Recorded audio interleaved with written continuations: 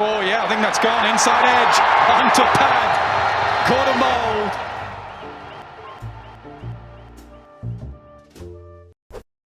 Hello everyone, स्वागत है आप सभी का कॉटन बोल्ट के एक और नए और कमाल एपिसोड में, जहां पर मैं स्पर्श आप सबका स्वागत करता हूं रिटेंशन रिव्यूज़ के एपिसोड 2 में, जहां पर हम बात करने वाले हैं Mumbai Indians, Sunrisers Hyderabad, Lucknow super giants और राजस्थान रॉयल्स की।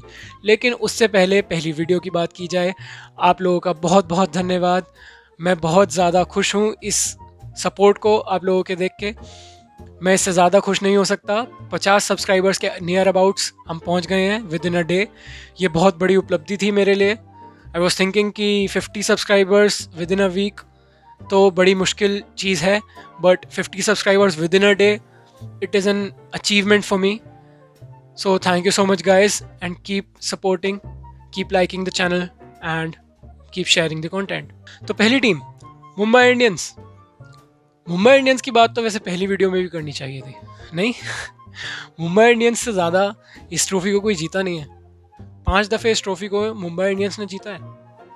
रोहित शर्मा की गाइडेंस के अंदर इस आईपीएल टीम ने दुनिया के दिल जीत लिए हैं। मेरे हिसाब से फ्रेंचाइज क्रिकेट में बेस्ट टीम है। अगर मैंने चेन्नई सुपर किंग्स को one of the best teams कहा था, तो मुंबई इंडियंस बेस्ट टीम है। अगर मैं फ्रेंचाइज क्रिकेट में बात करूं तो पॉइंट्स टेबल अगर मैं वर्ल्ड में तैयार करूं, बिग बैश क्रिकेट को ले लूं, पाकिस्तान सुपर लीग को ले लूं, कैरेबियन प्रीमियर लीग को ले लूं, तो मुंबई इंडियंस मेरे लिए उन सब की पॉइंट्स टेबल में फर्स्ट पर रैंक करेगी हमेशा। क्योंकि उनका जो स्टार्टिंग रिकॉर्ड है ना, वो बहुत ज़्यादा बढ़िया है। बिल्डिंग स्टोन जो है ना, स्टेपिंग स्टोन जो है ना, वो मुंबई इंडियंस ने रखा था। तो आईपीएल जो है वो दुनिया का मोस्ट सक्सेसफुल लीग है। उसमें अगर आप इस तरीके का प्रदर्शन करते हैं एकदम कंसिस्टेंटली, जिस तरीके से मुंबई इंडियंस ने किया है, मेरे हिसाब से सैल्यूट तो बनता है बॉस।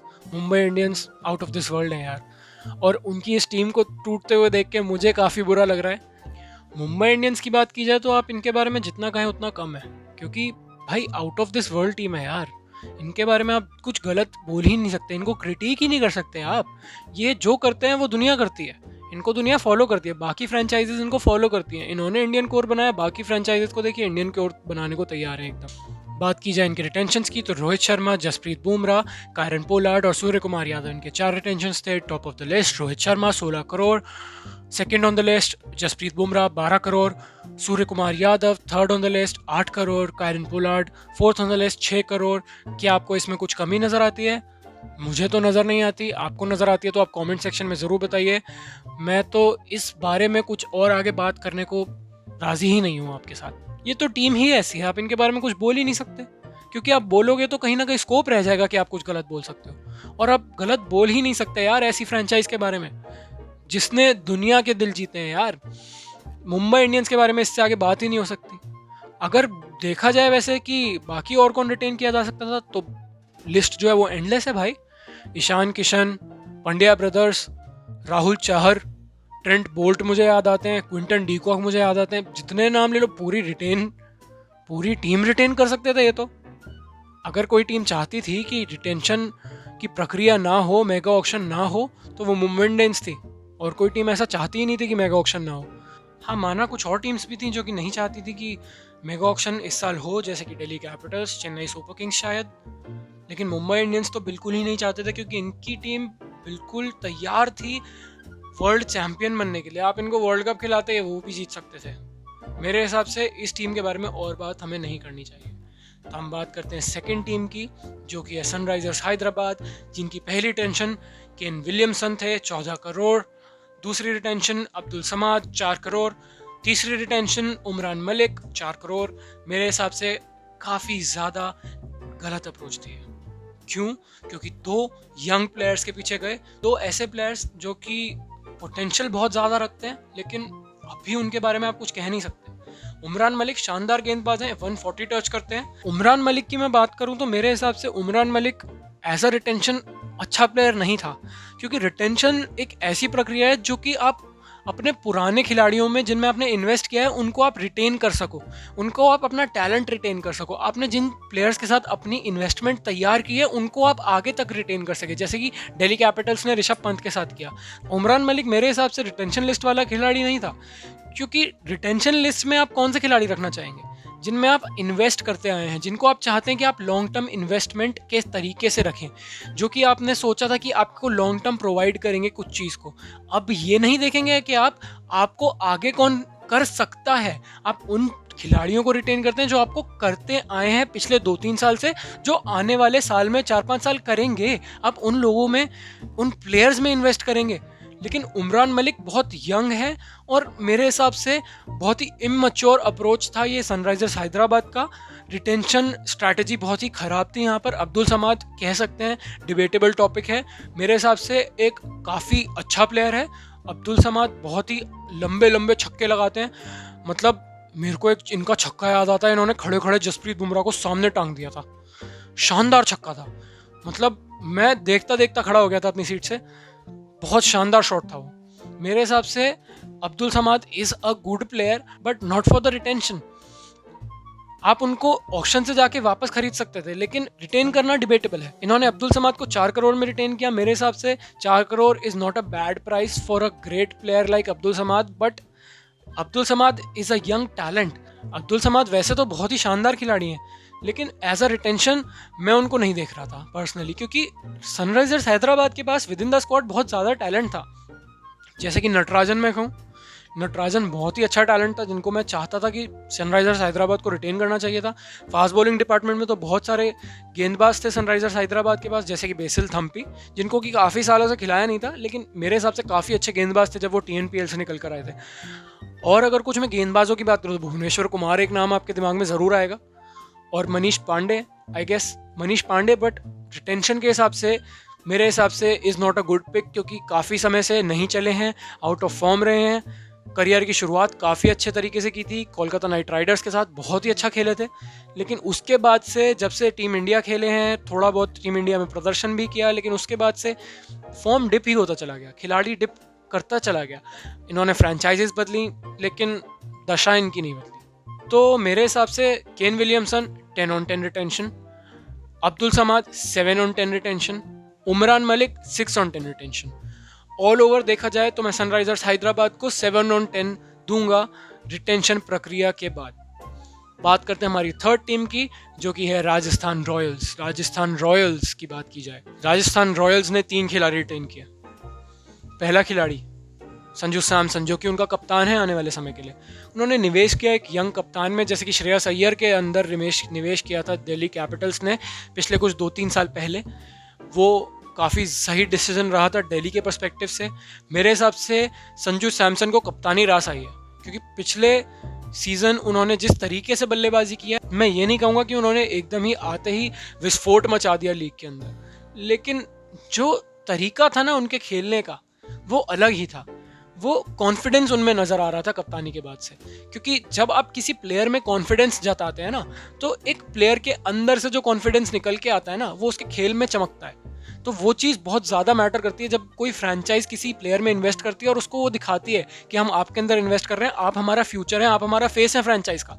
तो वो चीज़ बहुत ज़्यादा मैटर करती है प्लेयर्स के माइंड में, और बहुत ज़्यादा साइकोलॉजिकल इफेक्ट दिखता है प्लेयर के खेलने में यार। क्योंकि आप किसी खिलाड़ी में निवेश कर रहे हैं तो वो खिलाड़ी अलग ही कॉन्फिडेंस के साथ आपको खेल के देगा, आपको सिंगल हैंडेडली मैचेस जिता के देगा, जैसे कि ऋषभ पंत ने जिताए, जैसे कि श्रेयस अय्यर ने जिताए दिल्ली कैपिटल्स को पिछले 2-3 साल के अंदर। पिछले 2-3 साल के अंदर Delhi Capitals bottom of the table से टॉप ऑफ द टेबल पहुंच गई है। बहुत इनक्रेडिबल ट्रांसफॉर्मेशन था ये दिल्ली कैपिटल्स का। उनकी सेकेंड रिटेंशन की बात की जाए तो जॉस बटलर के बारे में कुछ बोलूंगा ही नहीं।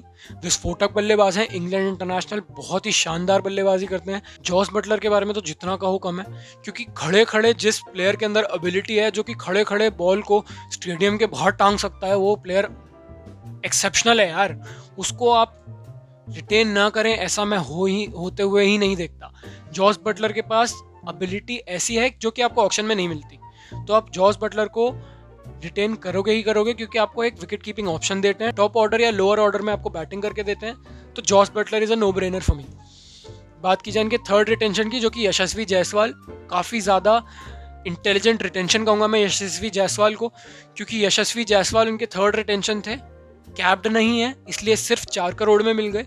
ऑक्शन में जाते तो हो सकता था 5-6 करोड़ तक इनका प्राइस चला जाता, लेकिन 4 करोड़ में यशस्वी जायसवाल के लिए बहुत अच्छा प्राइस है मेरे हिसाब से, क्योंकि यशस्वी जायसवाल के अंदर टैलेंट बहुत ज़्यादा है, बहुत ज़्यादा बढ़िया खिलाड़ी है यशस्वी जायसवाल। आपने अंडर 19 वर्ल्ड कप में पिछले देखा था क्या इनका टैलेंट है, क्या इनका टेम्परामेंट है, क्या इनका कॉन्फिडेंस है, किसी भी चीज़ की इस लड़के में कोई कमी नहीं दिखती मुझे। मेरे हिसाब से बहुत ही शानदार खिलाड़ी है। राहुल द्रविड़ की छाप इनके अंदर मुझे नज़र आती है। बात की जाए अगली फ्रैंचाइज की, जो कि है Lucknow super giants. Lucknow super giants नई फ्रैंचाइज, संजीव गोयन का ओन्ड फ्रैंचाइज। मेरे हिसाब से इस फ्रैंचाइज ने काफ़ी अच्छा प्रदर्शन किया है, क्योंकि इनको एक्सपीरियंस था राइजिंग पुणे सुपर जायंट्स के साथ। इन्होंने पिछली बार राइजिंग पुणे सुपर जायंट्स को ओन किया है, तो इनको एक्सपीरियंस है कि एक फ्रैंचाइज को किस तरीके से चलाया जाता है। मैं अहमदाबाद के हिसाब से देखूं तो अहमदाबाद को एक्सपीरियंस नहीं है, और वो साफ झलक रहा है। उन्होंने अभी तक अपना नाम तक नहीं तैयार किया था 2 दिन पहले तक, और अब जाके उनका नाम तैयार हुआ है, जबकि ऑक्शन में सिर्फ 4-5 दिन बचे हैं। तो ये बहुत ज़्यादा इमेच्योर अप्रोच है। तो लखनऊ सुपर जायंट्स ने मेरे हिसाब से बहुत ही अच्छा काम किया है। आते ही उन्होंने क्या किया, सबसे पहला काम उनका था, उन्होंने एक नाम तैयार करने की कोशिश की, अपने नए फैन बेस को अपने साथ इंटीग्रेट करने की कोशिश की। फैन बेस के साथ मिलके उन्होंने अपना नाम डिसाइड किया, जो कि बहुत बढ़िया चीज़ है। हर फ्रैंचाइज को इस तरीके से कुछ ना कुछ करना चाहिए था। तो ये बहुत बढ़िया अप्रोच थी लखनऊ सुपर जायंट्स की तरफ से। मैं बहुत ज़्यादा अप्रिशिएट करूँगा लखनऊ सुपर जायंट्स के इस जेस्चर को। मेरे हिसाब से उनका फर्स्ट रिटेंशन, जो कि केएल राहुल थे, 17 करोड़ में, थोड़ा अमाउंट ज़रूर ज़्यादा है, लेकिन केएल राहुल जो कि इंडियन वाइस कैप्टन है, मेरे हिसाब से नो ब्रेनर थे। बहुत शानदार खिलाड़ी है यार। जिस तरीके से क्लास से फ्लिक पे छक्का मारते हैं ना यार, आप दिन भर देख सकते हो यार। मतलब मैंने 1-1 घंटा इनका फ्लिक देखा है। मैं एक पर्सनली एक खिलाड़ी के तौर पर जब हाइलाइट्स देखता था, तो जब ये फ्लिक पे छक्के लगाते थे ना यार, तो बस मन करता था कि फ्लिक ही मारते रहो, दुनिया में फ्लिक ही मारते रहो, हर बॉल पे फ्लिक मारो, ऑफ स्टंप के बाहर की बॉल पे भी फ्लिक मारो, ऐसा मन करता था। क्योंकि यार इनका फ्लिक ऐसा लगता है कि इससे आसान कोई शॉट नहीं है दुनिया में, जबकि असल में देखा जाए तो फ्लिक से मुश्किल शॉट नहीं होगा। लेकिन इन्होंने फ्लिक को इतना आसान बनाकर उस पर इतने लंबे लंबे छक्के मारने जो शुरू करे हैं ना, फ्लिक बहुत ही आसान बना दिया इन्होंने। बल्लेबाजी बहुत ही आसान लगती है जब केएल राहुल पिच पे होते हैं। केएल राहुल मेरे हिसाब से, जैसे एबी डिविलियर्स को अगर मैं कहूँ कि वो 360 प्लेयर है, तो मैं केएल राहुल को भी ये चीज़ कह सकता हूँ। एबी डिविलियर्स से कंपेयर नहीं कर रहा मैं, क्योंकि एबी डिविलियर्स बिल्कुल ही अलग दर्जे का खिलाड़ी है, उनसे किसी को आप कंपेयर कर ही नहीं सकते। क्रिकेटिंग गॉड बोल सकते हैं उनको। लेकिन केएल राहुल के अंदर वो झलक नजर आती है, जो कि वो 360 डिग्री के दायरे के अंदर शॉट्स खेल सकते हैं, हर तरफ शॉट्स खेल सकते हैं। इनके पास पुल अच्छा लगाते हैं, फ्लिक अच्छा लगाते हैं, कवर ड्राइव अच्छी है, कट पे छक्के मारते हैं, अपर कट इनके देखिए आप, शानदार खिलाड़ी। इनके बारे में तो जितनी बात की जाए उतनी कम है। तो KL Rahul 17 crore no brainer. Punjab Kings को रोकना चाहिए था, नहीं रोका, बहुत बड़ी गलती की, नहीं रोक सके, इतना पैसा नहीं दे पाए जितना लखनऊ सुपर जायंट्स दे रही थी। तो मेरे हिसाब से बहुत बड़ी गलती हुई पंजाब किंग्स के साथ थी। दूसरा रिटेंशन लखनऊ सुपर जायंट्स का मार्कस स्टोइनिस, जो कि शानदार खिलाड़ी है, फास्ट बॉलिंग ऑलराउंडर है। फास्ट बॉलिंग ऑलराउंडर्स आराम से नहीं मिलते हैं, जो कि बढ़िया थे, वो भी इस साल और कम हो गए हैं। बेन स्टोक्स नहीं आ रहे हैं, क्रिस मॉरिस नहीं आ रहे हैं, आंद्रे रसल पहले ही रिटेन्ड है। आपको इस दर्जे का खिलाड़ी, इस दर्जे का फास्ट बॉलिंग ऑलराउंडर नहीं मिलेगा। कायरन पोलार्ड भी पहले से रिटेन्ड है। तो मेरे हिसाब से मार्कस स्टोइनिस को रिटेन करना बहुत ज़्यादा ज़रूरी था किसी भी फ्रैंचाइज के लिए। मेरे हिसाब से दिल्ली को ही रिटेन कर लेना चाहिए था मार्कस स्टोइनिस को। अगर वो वहाँ से छूट के आए तो मुझे ये पता था कि मेगा ऑक्शन तक तो नहीं जाने वाले। मैंने काफ़ी यूट्यूब चैनल्स पे ये चीज़ देखी थी, मार्कस स्टोइनिस की उतनी बात नहीं की गई कि वो रिटेंशन प्रक्रिया में 2 नई टीमों के हिस्से में नहीं जाने वाले, क्योंकि मार्कस स्टोइनिस को उन्होंने बिल्कुल ही डिसरिगार्ड कर दिया था। लेकिन मार्कस स्टोइनिस का जो दर्जा है ना, मेरे को पहले से ही ये चीज़ पता थी कि मार्कस स्टोइनिस या तो लखनऊ सुपर जायंट्स या फिर अहमदाबाद की टीम में जाने वाले हैं, जो कि अब अहमदाबाद टाइटंस के नाम से जानी जा रही है। तो मेरे हिसाब से मार्कस स्टोइनिस बहुत ही अच्छा रिटेंशन है, बहुत ही सस्ते में मिल गए। 9.2 करोड़ बहुत ही रीजनेबल प्राइस है मार्कस स्टोइनिस के हिसाब से। अगर ऑक्शन में जाते तो 10-12 करोड़ तो कहीं नहीं गए थे, 12 करोड़ से ऊपर के बिकते हैं। मेरे से लिख के ले लीजिए ये चीज़, आप 12 करोड़ से ऊपर बिकते ही बिकते, क्योंकि इनके दर्जे का खिलाड़ी, इनके दर्जे का फास्ट बॉलिंग ऑलराउंडर आपको मिलेगा नहीं। मिचेल मार्श मिल सकते हैं, कह सकते हैं आप, लेकिन मिचेल मार्श इंजरी प्रोन है। क्या आप उनको पूरे 14 गेम खिला पाएंगे? 14 नहीं, इस बार तो शायद एक अलग ही तरीके की लीग होगी, 2 ग्रुप्स में बांट दिया जाएगा टीम्स को। तो फॉर्मेट हमको अभी तक पता नहीं है, बीसीसीआई ने बताया नहीं है कि फॉर्मेट क्या रहेगा इस बार आईपीएल का एग्जैक्टली। तो मेरे हिसाब से पूरा सीजन के लिए मिचेल मार्श एक ऐसा खिलाड़ी नहीं है कि आप उनके अंदर निवेश करें पूरा सीज़न खेलने के लिए, क्योंकि बहुत ज़्यादा इंजरी प्रोन खिलाड़ी है। तो मेरे हिसाब से मार्कस स्टोइनिस की वैल्यू वहाँ पे और ज़्यादा बढ़ जाती है। तो मेरे हिसाब से 9.2 करोड़ टोटली जस्टिफाइड। दोनों ही रिटेंशंस 20/10 वाले रिटेंशंस चाहिए। थर्ड रिटेंशन की मैं बात करूँ तो third retention Lucknow super giants के रवि बिश्नोई, जो कि 4 करोड़ में इन्होंने रिटेन किया। मैं चाहता था कि रवि बिश्नोई जैसा खिलाड़ी पंजाब किंग्स ही उनको रिटेन करे। पंजाब किंग्स में मुझे लगा था कि पंजाब किंग्स ने उनको इसलिए नहीं रिटेन किया क्योंकि वो नहीं चाहते कि 4 करोड़ में वो रिटेन हो और वो उससे ज़्यादा पैसा चाहते हैं। लेकिन जब वो यहाँ पर 4 करोड़ में रिटेन हुए तो मुझे बड़ा ही सरप्राइजिंग लगा ये चीज़, क्योंकि आई थॉट कि पंजाब किंग्स ने उनको इसलिए छोड़ा क्योंकि वो 4 करोड़ में नहीं रुकना चाहते थे, वो और पैसा चाहते थे और वो इसलिए मेगा ऑक्शन जाना चाहते थे। लेकिन यहाँ पर वो लखनऊ सुपर जायंट्स के साथ 4 करोड़ में रिटेन हो गए। तो ये तो नो ब्रेनर होना चाहिए था पंजाब किंग्स के लिए, जो कि बहुत ही ज़्यादा बढ़िया अपॉर्चुनिटी थी और जिसपे कि लखनऊ सुपर जायंट्स ने एकदम सही समय पे पाउंस किया। So Lucknow Super Giants, I'll give it a thumbs up for you. Lucknow Super Giants looks like a class franchise in every part, in every department you can think of. तो signing off मेरे हिसाब से Lucknow Super Giants 20/10 again बहुत बढ़िया franchise मैं कहूँगा। अभी दिख रही है, ऑक्शन के बाद देखते हैं कैसी रहेगी। तो मेरे हिसाब से लखनऊ सुपर जायंट्स 20/10। तो इसी के साथ हमारी आज की वीडियो यहीं पर अंत होती है। अगली आने वाली वीडियो में हम दिल्ली कैपिटल्स की बात करने वाले हैं, जो कि बहुत ज़्यादा रिक्वेस्टेड हैं। हमें कमेंट्स में भी दिल्ली कैपिटल्स के लिए रिक्वेस्ट आए थे पहली वीडियो के, तो अगली वीडियो में दिल्ली कैपिटल्स की बात होगी, नई फ्रेंचाइज की बात होगी, अहमदाबाद की नई फ्रेंचाइज, और साथ ही साथ बची हुई पंजाब किंग्स की भी बात होगी। तब तक के लिए bye bye, have a nice day, keep waiting for the next video. और इस वीडियो को भी उतना ही प्यार दीजिए जितना आपने पहली वीडियो को दिया था, और ज़्यादा लोगों में अपने क्रिकेट के प्यार को फैलाइए। Thank you, thank you, thank you, thank you, thank you, thank you, thank you, thank you, thank you.